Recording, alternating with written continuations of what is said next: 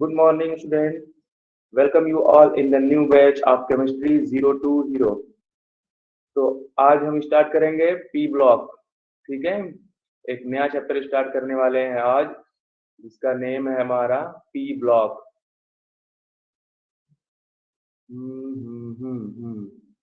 देखो, P block हमारे पास जो ब्लॉक होते हैं पीरियोडिक टेबल में, एस होते हैं, ठीक है, पी होते हैं, ठीक है, डी होता है, एफ होता है। तो यहाँ पर हम पी ब्लॉक की बात करेंगे। और समझ लो ये क्या हो रहा है, पीरियोडिक टेबल का एक एक पार्ट है, तो हम पीरियोडिक टेबल की स्टडी करेंगे। ठीक है, तो उसमें हम पी ब्लॉक में स्टडी करने वाले हैं। और इसको पी ब्लॉक क्यों बोला जाता है? क्योंकि जो आउटर शेल के इलेक्ट्रॉन होते हैं, ठीक है, जो लास्ट इलेक्ट्रॉन होते हैं वो कहाँ जाते हैं? पी सब शेल में जाते हैं। ठीक है, last electron enters the outermost p sub shell. ठीक है, पी सब शेल मतलब जो लास्ट इलेक्ट्रॉन है वो कहाँ है? पी सब शेल में, पी ऑर्बिटल में है। ठीक है, इसलिए इस ब्लॉक को पी ब्लॉक बोला जाता है। अब यहाँ पर अगर देखा जाए पी सब शेल, अब what is p sub shell? ठीक है, देखो बेटा, हमारा जो न्यूक्लियस होता है, ठीक है, उसके बाहर क्या होता है? शेल होता है। क्या होता है? शेल होता है, जो एक फिक्स एनर्जी वाला होता है, जहां पर इलेक्ट्रॉन की पोजीशन डिफाइन किया जाती है। ठीक है, अब अगर यहाँ देखा जाए हम लोग कि ठीक है भाई, हाँ तो ये शेल हो गया सर, आपने तो बोल दिया ये शेल है। ठीक है, मान लो ये n इज इक्वल टू 1 है, n इज इक्वल टू 2 है, n इज इक्वल टू 3 है, n इज इक्वल टू 4 है। ठीक है, चलो हमने मान लिया ये 3 है। ठीक है, शेल है। अब शेल के अंदर क्या होता है? सब शेल होता है। ठीक है, मान लो पहले में हमारा एस हो जाता है, ठीक है, दूसरे में एस और पी हो जाता है, पी सब शेल, तीसरे में एस हो जाता है, पी सब शेल हो जाता है, डी सब शेल हो जाता है। ठीक है, चौथे में हमारा एस पी डी एफ। ठीक है, अब सब सेल तक पहुंच गए इलेक्ट्रॉन के लोकेशन के लिए। अब सब सेल के अंदर हमारा क्या होता है? ऑर्बिटल्स होता है। मतलब यहाँ अगर इस सेल में इलेक्ट्रॉन है तो वो किस एक्सिस पर है? मान लो एस में इलेक्ट्रॉन है तो एस स्फेरिकल होती है, तो हम यहाँ पर पी की बात करेंगे ना सिर्फ, वरना पता चलेगा कि मैं यहाँ पर पूरी सेल डिफाइन करने लगा, एस पी डी एफ सब। तो चलो देखो, पी सब सेल होती जो है डम्बल शेप होती है। ठीक है, कैसी होती है? डम्बल शेप होती है, ये उसका शेप होता है, डम्बल शेप। आखिर ये डम्बल शेप क्यों मिल जाता है हमारा पी सब सेल? देखो, जो न्यूक्लियस होता है, ठीक है ना, जो न्यूक्लियस होता है हमारा, जो इलेक्ट्रॉन क्लाउड होते हैं, इलेक्ट्रॉन क्लाउड जो होते हैं, मान लो यहाँ पर इलेक्ट्रॉन क्लाउड होते हैं और यहाँ इलेक्ट्रॉन क्लाउड है। अब इधर से उठकर इधर जा रहे हैं इलेक्ट्रॉन, इधर से उठकर इधर आ रहे हैं। तो जब इसको एक शेप दिया गया ऐसे, तो ये हमारा मिल गया क्या? पी सब सेल। ठीक है, अब पी सब सेल में अगर देखा जाए कि इलेक्ट्रॉन कहाँ पर है, मैक्सिमम प्रोबेबिलिटी कहाँ पर है, तो उसको ऑर्बिटल बोलते हैं। मतलब एक्स एक्सिस पर है। जैसे कि हमारे पास एक्सिस होती है, ये वाई हो गई, ठीक है, ये हमारी एक्स हो गई, और ये हमारा जेड हो गया। ठीक है, जेड एक्सिस। तो अगर यहाँ पर इलेक्ट्रॉन रहेगा तो हम जेड एक्सिस पे बोलेंगे। ये वाला एक्स एक्सिस हो जाता है हमारा, वाई एक्सिस सॉरी, और ये वाला हमारा एक्स एक्सिस हो जाता है। तो यहाँ मतलब इलेक्ट्रॉन पाए जाने की प्रोबेबिलिटी है। ठीक है ना, ओरिएंटेशन है ये कि एक्स पर है, वाई पर है कि जेड पर है इलेक्ट्रॉन। तो वही 3 ऑर्बिटल इसमें आते हैं, 3 ऑर्बिटल, 3 जगह प्रोबेबिलिटी होती है पाए जाने की। जो पी सब शेल में इलेक्ट्रॉन होते हैं उनके पाए जाने की प्रोबेबिलिटी कितनी होती है? 3 जगह होती है, एक पी एक्स, पी वाई और पी जेड। अब आपको फील हो रहा होगा हम कहना क्या चाह रहे हैं। अरे सर जी, गुरु जी बताएंगे आप कहना क्या चाहते हैं? तो मैं ये कहना चाहता हूँ, जो हमारा पी सब शेल है उसके पास 3 डब्बे होते हैं। ठीक है, जो हमने बनाया है डब्बा, ये वही जो एक्सिस है हमारा, ये पी एक्स हो गया, ये py हो गया और ये pz हो गया। ठीक है, अब आपको पता है एक डब्बे में मैक्सिमम 2 इलेक्ट्रॉन हो सकते हैं। आपको पता है जहां पर इलेक्ट्रॉन पाए जाने की प्रोबेबिलिटी होती है वहां 2 इलेक्ट्रॉन हो सकते हैं, एक अपोजिट स्पिन में। मान लो एक क्लॉकवाइज है तो एक हमारा एंटी क्लॉकवाइज स्पिन करेगा। तो ये 3 डब्बे में मैक्सिमम इलेक्ट्रॉन कितने हो जाएंगे हमारे? जो पी सब शेल है उसमें मैक्सिमम बात कर रहा हूं मैं, मैक्सिमम इलेक्ट्रॉन कितने हो जाएंगे in P sub shell is equal to 6 electron. अब ये 6 इलेक्ट्रॉन है इसलिए पी सब शेल जो हमारा पी ब्लॉक है उसमें ग्रुप हो जाते हैं कितने? 6 ग्रुप हो जाते हैं। कहां से लेकर कहां तक है? ग्रुप 13 टू ग्रुप 18, ये हमारे 6 ग्रुप हो जाएंगे। अब बात आती है इलेक्ट्रॉनिक कॉन्फ़िगरेशन की कि आखिर इलेक्ट्रॉनिक कॉन्फ़िगरेशन क्या होता है। तो पहले जनरल इलेक्ट्रॉनिक कॉन्फ़िगरेशन आप लोग लिखो क्या होता है, जिसमें हम आउटर शेल के वैलेंस इलेक्ट्रॉन को रिप्रेजेंट करते हैं। जनरल इलेक्ट्रॉनिक कॉन्फ़िगरेशन में आता है NH2 Np 1 से लेकर 6 तक जो वैलेंस इलेक्ट्रॉन होते हैं, 1 से लेकर 6 तक, ये जनरल इलेक्ट्रॉनिक कॉन्फ़िगरेशन हो गया। लेकिन हीलियम को छोड़कर, ठीक है ना, हीलियम का जो होता है वो क्या होता है? 1s2 होता है। हीलियम का जो लास्ट इलेक्ट्रॉन कहाँ जाता है? s ऑर्बिटल में जाता है। ठीक है, s ऑर्बिटल जो स्फेरिकल शेप होता है, डम्बल शेप नहीं होता है। अब हम आपको पहले पी ब्लॉक के एलिमेंट लर्न करना सिखा देते हैं, जितने भी एलिमेंट हैं, फिर उसके बाद हम ग्रुप 15, 16, 17 और 18 की स्टडी करेंगे। ग्रुप 13, 14 आपने 11th में पढ़ रखा है। ग्रुप 13 एंड ग्रुप 14 ये आपने 11th क्लास में पढ़ रखा है। ठीक है, हम यहाँ पर ग्रुप 15, ग्रुप 16, ग्रुप 17, ग्रुप 18 की बात करेंगे। एक एक करके एक एक फैमिली, एक एक ग्रुप पढ़ेंगे हम लोग। ठीक है, ये हमारा 12th में पढ़ना है। तो हम एलिमेंट जो पी ब्लॉक के हैं वो ग्रुप 13 से लेकर 14 तक याद करने का ट्रिक बता देते हैं आपको विथ एटॉमिक नंबर, जो सबसे ज्यादा इंपॉर्टेंट है आपकी लाइफ के लिए। ठीक है, आपके लाइफ के लिए भी इसका इंपॉर्टेंट क्या है? बहुत ज्यादा है। तो हम आपसे कहेंगे पहले आप नोबल गैस याद कर लो। हे नानी आराम कर जिंदा रहेगी। ठीक है, जिंदा रहेगी,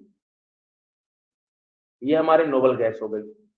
इसके एटॉमिक नंबर आप लोग याद कर लो, 2, 10, 18, 36, 54, 86,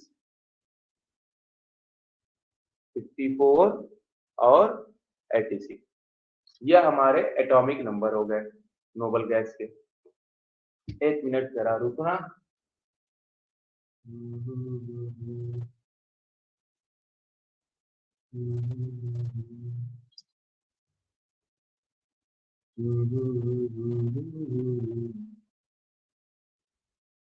सुबह के बज रहे हैं 6:12।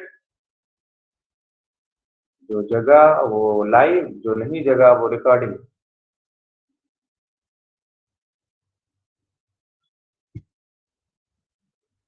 ठीक है, तो हम आपसे कहेंगे ये नंबर आप लोग याद करो, 2, 10, 18, 36, 54, 86। ठीक है, ये हो जाता है हमारा ग्रुप 18। अब इसके पहले क्या होगा? ग्रुप 17 होगा। इसके पहले क्या होगा? ग्रुप 16 होगा। होगा कि नहीं होगा? बोलो भाई, होगा कि नहीं होगा? इसके पहले क्या होगा? ग्रुप 15 होगा। इसके पहले होगा ग्रुप 14। इसके पहले होगा ग्रुप 13। ये हम एटॉमिक नंबर बता रहे हैं आपको विथ सिंबल। अब आपको पता है ग्रुप 17 में एलिमेंट कौन से होते हैं? फिर कल बाहर आई आलिया। ठीक है, फिर कल बाहर आई आलिया, ठीक है ना। एक मिनट थोड़ा सा इसको सीक्वेंस में लिखते हैं, ऊपर से थोड़ा लिख दिए। ए भाई क्लोरीन बेटा यहाँ आ जाओ तुम। ए हमने यहाँ ले लिया, अरे ये तो छूट गया। एक मिनट, चलो निकलो भागो यहाँ से, तुम भी भागो। आ, आ, चलो देखो, यहाँ से नियॉन, ठीक है ना। फिर कल बाहर आई आलिया, ठीक है। फिर कल बाहर आई आलिया, ये एक ट्रिक हो गई, ठीक है। ट्रिक को आप समझना कि ट्रिक बताते हैं तो वो ट्रिक होती है भाई। अब आपको पता है ग्रुप 17 है, ये 18 के जस्ट पहले है, तो इसका एटॉमिक नंबर 9, इसका 17, इसका 35, ठीक है। इसका हमारा हो जाएगा 53, आयोडीन का, एस्टेटाइन का हो जाएगा 85। लो जी, एटॉमिक नंबर के साथ याद हो गया आपको, ठीक है। अब बात आती है ग्रुप, देखो हीलियम से पहले मत लिखना, नियॉन से पहले आता है फ्लोरीन, ठीक है। पी ब्लॉक में हम जनरली सेकंड पीरियड से बात करते हैं ना। अब देखो नेक्स्ट क्या है, 16 ग्रुप। 16 ग्रुप है हमारा ओ से टेपो, ओ से टेपो, ओ से टेपो। एटॉमिक नंबर फील कर लो, 8, 16, 34, 52, 84 हो गया। फिर अभी आपको ट्रिक भी बताएंगे ना, जब अगर पहला एलिमेंट आपको याद रहेगा एटॉमिक नंबर तो सबका लिख लोगे। लो भाई लिख दिया हमने, 8, 16, 30, 34, 52, 84 तक, ठीक है। हम 3 ग्रुप का याद कर लिए, ठीक है। मजाक मजाक में, मजाक मजाक में, मजाक मजाक में, मजाक मजाक में याद कर लिए हम। अब देखो ग्रुप 15 का, फिर से हम येलो कलर लेते हैं। रिकॉर्डिंग हो रही है ना, नहीं तो मजाक मजाक में हम रिकॉर्डिंग भूल गए और दिक्कत हो जाएगी। ग्रुप 15 हमारा हो जाता है न्यूजीलैंड, पाकिस्तान, ऑस्ट्रेलिया, सब बीमार, ठीक है। एटॉमिक नंबर फील कर दो, 8 है तो 7 हो जाएगा, उसके पीछे वाला ये 15 हो जाएगा, ये 33 हो जाएगा, ये हमारा 51 हो जाएगा, और ये हो जाएगा हमारा 83। लो भाई कर लिया हमने, 7, 15, 33, 51, 83 हो गया 4 ग्रुप। आते हैं ग्रुप 14 पे हम। ग्रुप 14 में होता है काशी गए संत प्रभु, ऐसे काशी गए संत प्रभु। अभी इसका नेम भी सब मैं बता दे रहा हूं, ठीक है। इसका हो जाएगा 6। अब तो आप फील ही कर लोगे। 14 स्किप कर दो लेक्चर को। 14, 32, 50, 82 एटॉमिक नंबर, ठीक है ना। 6, 14, 32, 50, 18। अब इसके पहले एक और ग्रुप बचा है, इसको क्यों छोड़ेंगे भाई, इसको भी ले लेते हैं। बैगन आलू गाजर इन फैला, बैगन आलू गाजर इन फैला,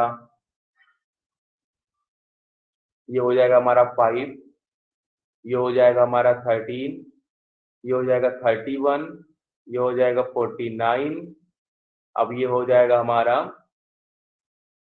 81, 81, 49, 31, 13, 5।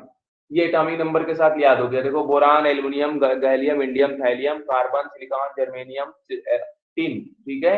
और लेड हो गया nitrogen, phosphorus, arsenic, antimony, bismuth, यहाँ से हो जाएगा oxygen, sulphur, selenium, tellurium, polonium, chlorine, chlorine, bromine, iron, astatine, helium, neon, argon, krypton, xenon. हमने ये पी ब्लॉक के एलिमेंट को एटॉमिक नंबर के साथ याद कर लिया है, ठीक है।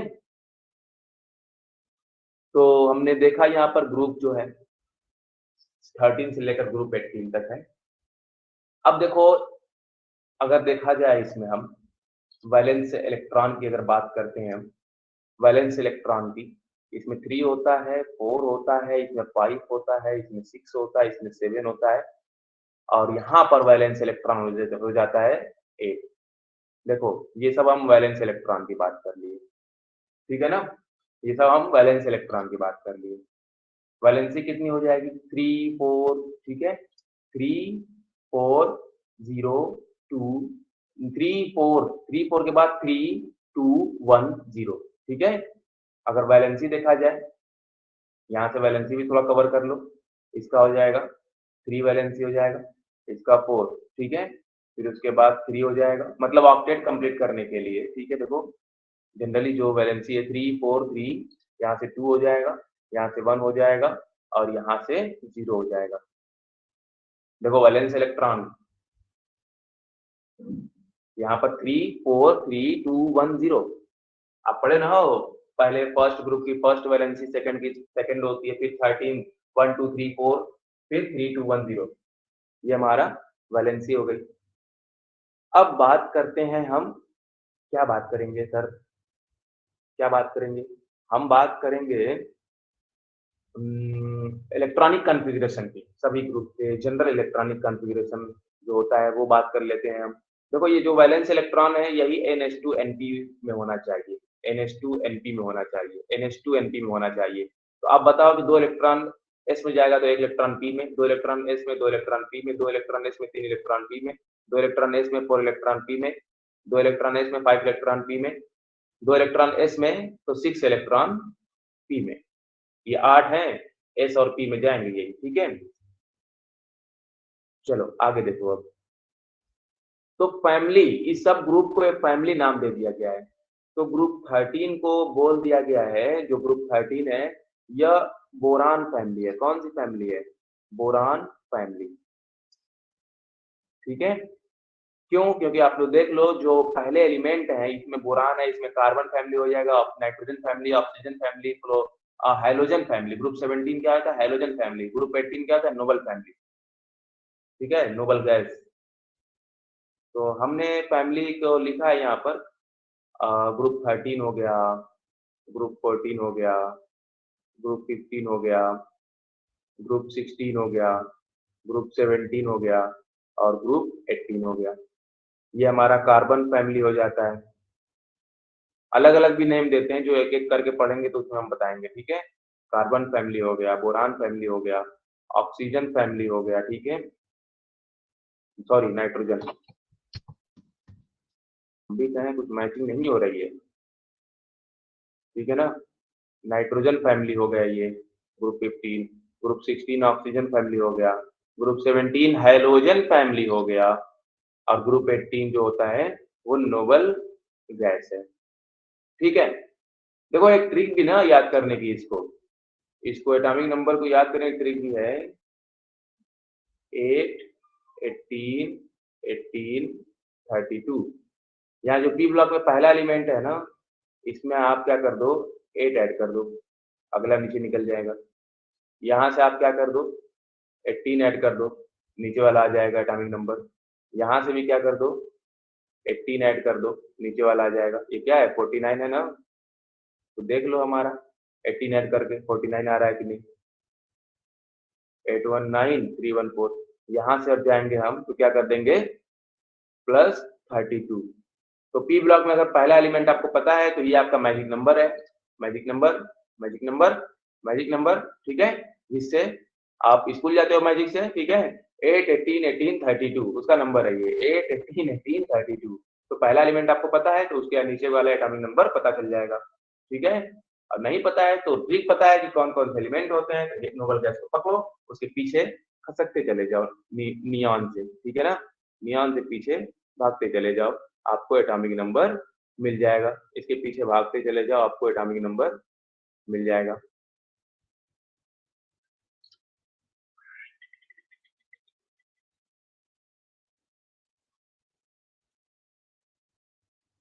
अब कोई भी बच्चा ये नहीं कहेगा सर एटॉमिक नंबर हमें नहीं याद है, ठीक है।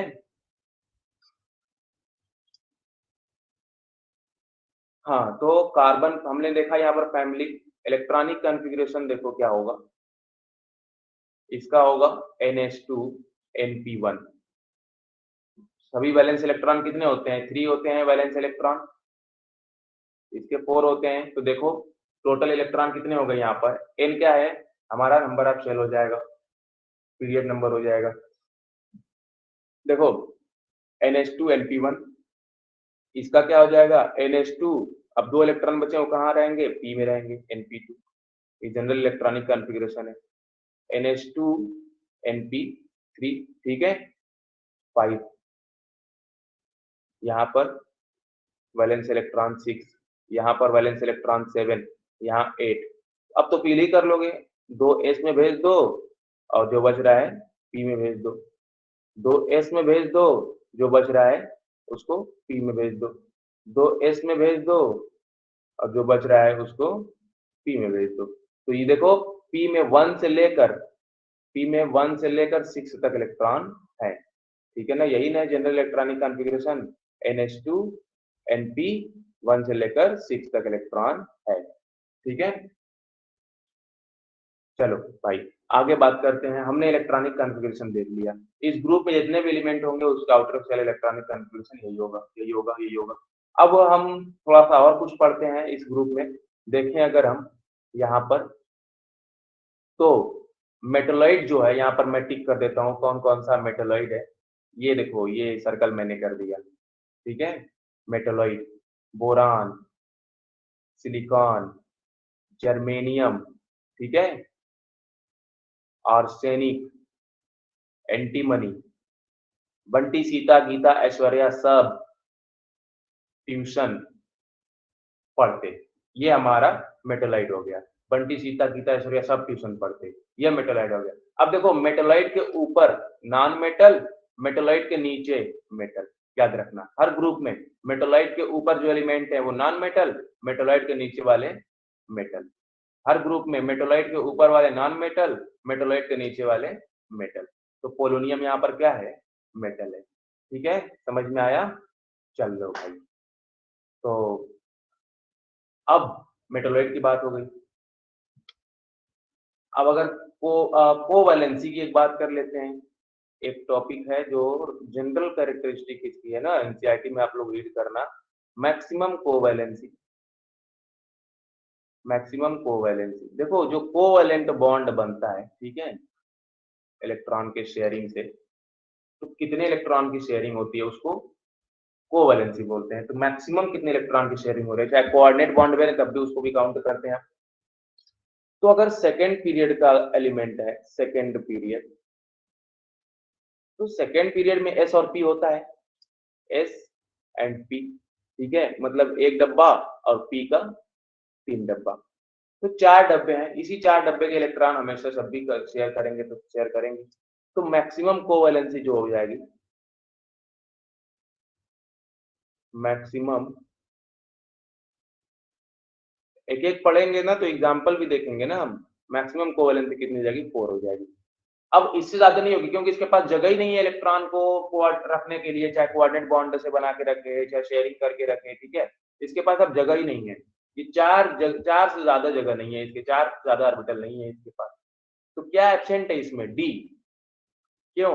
क्यों मैक्सिमम कोवैलेंसी 4 दिखाता है? ये रीजन, रीजन क्या है क्यों 4 है? क्योंकि रीजन ये है due to absence of d orbital, ठीक है, due to absence of d orbital, क्योंकि यहाँ पर डी ऑर्बिटल क्या होता है? एब्सेंस होता है। अब अगर थर्ड पीरियड और उससे ऊपर वाले एलिमेंट देखें, एबो सेकेंड पीरियड, तो सेकेंड पीरियड के ऊपर, ठीक है ना, क्या है? थर्ड फोर्थ, मतलब थर्ड आ जाएगा, एबो मतलब फर्स्ट पीरियड में मत चले जाना, थर्ड हो जाएगा, ठीक है, फोर्थ हो जाएगा हमारा, एंड सो ऑन। तो इसके लिए जो कोवैलेंसी होती है मोर देन 4 होती है, मोर देन 4, ठीक है। क्यों? क्योंकि थर्ड पीरियड में हमारा एस भी होता है, पी भी होता है हमारा, और डी होता है। जो डी होता है वो वैकेंट होता है थर्ड पीरियड में, ठीक है ना। तो क्यों क्यों ये मोर देन 4 हो सकती है? रीजन क्या है क्यों मोर देन 4 हो सकती है? यहाँ पे ऐसे लिखते हैं, क्यों मोर देन 4 हो सकती है? क्योंकि due to presence of vacant d orbital, ठीक है। वैकेंट डी ऑर्बिटल, देखो यहाँ पे डी ऑर्बिटल हमारा है, ठीक है। इस वजह से ये 4 से ज्यादा कोवैलेंसी शो करते हैं। अगर रिएक्टिविटी देखा जाए तो यहाँ पर ज्यादा इलेक्ट्रॉन आने की चांसेस हैं, ठीक है। इसलिए थर्ड पीरियड वाले जो हैं और उससे ऊपर वाले ज्यादा रिएक्टिव हैं और सेकंड पीरियड वाले कम रिएक्टिव हैं। अगर रिएक्टिविटी देखा जाए, रिएक्टिविटी, तो सेकंड वाला कम होगा, थर्ड और उससे ज्यादा वाला जो होगा वो ज्यादा रिएक्टिव होगा। क्यों? क्योंकि सेकंड में डी ऑर्बिटल एब्सेंट है, थर्ड में डी ऑर्बिटल प्रेजेंट हो जाता है। एक और इसमें है, जनरली मल्टीपल बॉन्ड बनाने की टेंडेंसी जो है, जो ग्रुप सेकंड पीरियड के एलिमेंट जो है, सेकंड पीरियड के जो एलिमेंट हैं, अगर वो मल्टीपल बॉन्ड बनाते हैं, मतलब सिग्मा के बाद अगर पाई बॉन्ड बनाते हैं सेकंड पीरियड के एलिमेंट, तो जो पाई बॉन्ड बनता है वो पी पाई होता है। मतलब कि पी ऑर्बिटल ओवरलैप करते हैं, ठीक है, और पाई बॉन्ड बनता है। और जो थर्ड, क्योंकि यहाँ पर डी होता ही नहीं है सेकंड पीरियड में। हमने देखा ना, सेकंड पीरियड है, सेकंड सेल की बात अगर करें तो एस और पी होता है बस, ठीक है, डी है ही नहीं, तो डी पाई बॉन्ड कैसे बनाएगा भाई? और जो थर्ड पीरियड के होते हैं, थर्ड पीरियड या उसके ऊपर वाले, ये जब मल्टीपल बॉन्ड बनाते हैं, मतलब एक बॉन्ड बन गया सिग्मा, उसके बाद जब मल्टीपल बॉन्ड बनाते हैं दूसरा पाई बॉन्ड, तो वो डी पाई पी पाई के बीच में, मतलब डी ऑर्बिटल और पी ऑर्बिटल ओवरलैप कर सकते हैं, या फिर डी पाई डी पाई के नाम से बनाते हैं, मतलब डी ऑर्बिटल। देखो यहाँ पर, देखो इसका एग्जांपल मैं दे रहा हूँ। मान लो कि एक सिग्मा बॉन्ड बन जाता है अगर, ठीक है, चलो ये क्या हो गया, सिग्मा बॉन्ड बन गया, ठीक है ना। उसके बाद जब दूसरा दूसरा ऑर्बिटल जो है, यहाँ पर ऐसे 3 ऑर्बिटल होते हैं, मैं तो तीनों नहीं बना रहा हूँ, 2 ऑर्बिटल बनाया हूँ, ये 1 हो गया और ये 2 हो गया। अब ये दूसरा, ये हेड टू हेड ओवरलैपिंग हो गई, सिग्मा बन गया। अब दूसरा क्या हुआ, साइड में ओवरलैपिंग करेगा, तो इसलिए ये जो बनेगा बॉन्ड, वो क्या बनेगा, पाई बॉन्ड बनेगा। तो देखो ये पी वाला है, ये भी पी वाला है, इसलिए इस पाई बॉन्ड का, जब मान लो कि जैसे नाइट्रोजन में ये होता है, ट्रिपल बॉन्ड होता है, ठीक है, तो एक सिग्मा हो गया और दूसरा वाला पाई हो गया। इसको एक्सप्लेन करेंगे ना नाइट्रोजन फैमिली में अच्छे से। तो यहाँ पर जो पाई बना है वो किसके बीच में है, पी पाई के बीच में, ठीक है, मतलब पी ऑर्बिटल ओवरलैप किए हैं। चलो भाई, ये भी हो गया आपका। अब एक टॉपिक आती है इनर्ट पेयर इफेक्ट। क्या आता है, inert pair effect, inert pair effect, inert pair effect, या नाम से हमको दिख रहा है कोई ऐसी चीज है, पेयर में है वो, ठीक है, जो इनर्ट हो गई है, मतलब रिएक्शन में पार्टिसिपेट नहीं करेगी। अब वो क्या है, वो होता है एस सबसेल के इलेक्ट्रॉन, ठीक है, वो होता है जो एस सबसेल का जो इलेक्ट्रॉन होता है वही होता है इनर्ट हो जाता है। मतलब कि जो हमारा NH2 है और NP 1 से लेके जो 6 तक होता है, मान लो जनरल इलेक्ट्रॉनिक कॉन्फ़िगरेशन, इसमें हम वैलेंस इलेक्ट्रॉन को ही दिखाते हैं, बाकी इधर फिल कर देते हैं हीलियम नोबल गैस के हिसाब से। तो जो ये इलेक्ट्रॉन है ना, ये आउटर शेल वाला NH2, तो न्यूक्लियस के बाहर ही होते हैं सभी इलेक्ट्रॉन, ठीक है। तो न्यूक्लियस क्या करता है, जाहिर सी बात है, सब इलेक्ट्रॉन को पकड़ना चाहता है कि भाई आ जाओ आ जाओ, इसको खींचेगा अपनी तरफ, खींचेगा। लेकिन अगर बीच में शील्डिंग अगर ज्यादा रहेगी तो देखो शील्डिंग इनर्ट पेयर के लिए आप पहले ये देख लो ना, शील्डिंग और जेड इफेक्ट क्या होता है, नहीं तो फिर कंफ्यूज रहोगे। देखो, छोड़ो इनर्ट पेयर इफेक्ट अभी छोड़ो, भूल जाओ भूल जाओ भूल जाओ भूल जाओ भूल जाओ। देखो ये हमारा न्यूक्लियस हो जाता है, ये सेल हो गया, ये सब सेल हो गया, ठीक है। अब मान लो कि यहाँ पर वैलेंस इलेक्ट्रॉन है, ठीक है, तो इस पे एक फोर्स लगता है, इस पे न्यूक्लियस फोर्स लगाता है पकड़ने के लिए उसको, मतलब जितना यहाँ पॉजिटिव चार्ज रहेगा उतना ज्यादा फोर्स लगेगा, इसलिए इसको न्यूक्लियर चार्ज बोलते हैं। और जो नेट लगता है उस फोर्स को बोलते हैं जेड इफेक्ट। क्या बोलते हैं? Z effect. ये क्या होता है? अट्रैक्टिव फोर्स होता है, अट्रैक्शन के लिए होता है, इलेक्ट्रॉन के, ठीक है, इलेक्ट्रॉन के अट्रैक्शन के लिए होता है। तो यहाँ अट्रैक्शन मैं नहीं, अट्रैक्टिव फोर्स लिखूंगा, ठीक है, अट्रैक्टिव फोर्स, ठीक है। मतलब इलेक्ट्रॉन कितना अट्रैक्ट हो रहा है न्यूक्लियस की तरफ, उस फोर्स को अट्रैक्टिव फोर्स बोलते हैं, जिसको जेड इफेक्ट से दिखाते हैं हम, ठीक है। और दूसरा एक क्या है, अगर मान लो इनर सेल के इलेक्ट्रॉन है, उसके पहले इलेक्ट्रॉन है, ठीक है, तो इनके बीच में रिपल्सन होगा, इनके बीच में रिपल्सन होगा, तो रिपल्सन होगा तो ये दूर भागेगा, ये दूर भागेगा। रीजन रीजन क्या है? रिपल्सन, मतलब रिपल्सिव फोर्स।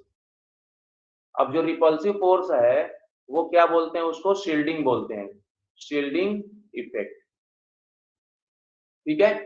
तो ज्यादा रिपल्सन होगा तो साइज बड़ी होगी, ये जो शील्डिंग इफेक्ट है वो साइज को इंक्रीज कराता है, और जो अट्रैक्टिव फोर्स है वो साइज को, एटम की साइज को डिक्रीज कराता है, ठीक है ना, समझ में आया?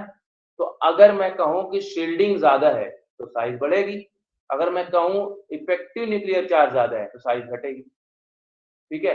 अब देखो जो शील्डिंग का जो ऑर्डर होता है ना, वो एस का सबसे ज्यादा होता है, फिर पी का होता है, फिर डी का होता है, फिर एफ का होता है। मतलब एस में जो इलेक्ट्रॉन है वो वैलेंस इलेक्ट्रॉन से ज्यादा रिपल्सन करेंगे, पी वाले उससे कम रिपल्सन करेंगे, क्योंकि देखो एस वाला ऑर्बिटल क्या होता है, ऐसे होता है, स्फेरिकल होता है। अब इसके इलेक्ट्रॉन एकदम न्यूक्लियस के पास जाने नहीं दे रहे हैं वैलेंस इलेक्ट्रॉन को। मान लो ये न्यूक्लियस है, ये हमारा एस ऑर्बिटल है, और ये इलेक्ट्रॉन है वैलेंस वाला। अब ये पूरा कवर किया हुआ न्यूक्लियस को, तो रिपल्सन यहाँ ज्यादा होगा, ये इलेक्ट्रॉन न्यूक्लियस की तरफ नहीं भागेगा, बाहर भागेगा।